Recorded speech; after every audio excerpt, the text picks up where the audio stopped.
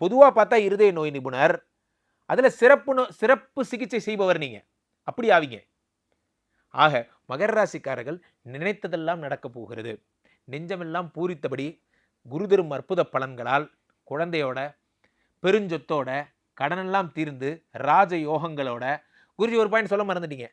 சுக்கிரன் 5 கூடிய சுக்கிரன் உச்சம் பெற்றிருக்கிறான். எதுல? 3ஆம் இடத்தில். யாரோட? 6 கூடிய நீச்சம் பெற்ற புதனோட. நீச்ச பங்க ராஜ யோகம் 3ஆம் வீட்டுல வந்தாச்சா? சோ யோகாதிபதியே உச்சம். எத்தனை நாள்? 3 மாசம். அடி தூள். உங்க காட்டுல மழை.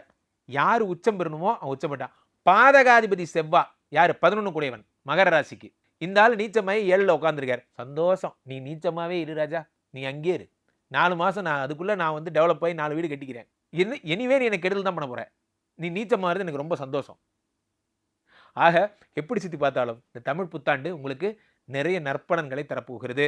100க்கு 100 மார்க்.